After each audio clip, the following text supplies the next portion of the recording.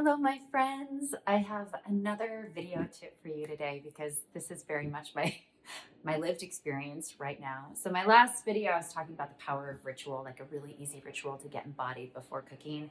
My tip for you today is if things are crazy, I mean, you can do this anytime, but especially when life feels stressful or gosh, dinner feels rushed, to set an intention to slow down. And I know that can feel impossible.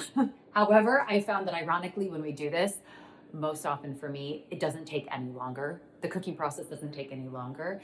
However, when, at least for me, when I set intention to slow down, I get out of the whirling thoughts in my head. Like it has been a super crazy day.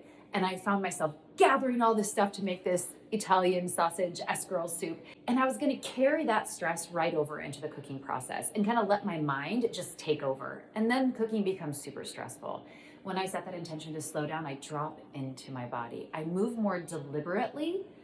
Okay, just keep moving slowly, move deliberately. In that process, I connect to my senses. I'm able to hear when the oil is splattering. I'm available to taste the fennel or to smell the soup.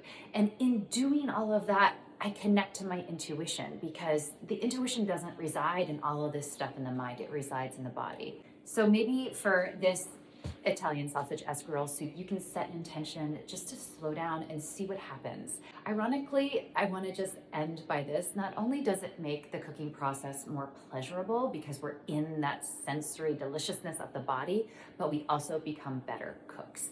Now let's make the soup. I'm using fennel in this soup, which imparts a subtle sweetness, but you could use a chopped onion instead if you prefer. Coarsely chop a head of escarole. Escarole is really mild and silky when cooked, but if you can't find it, you could use kale or spinach.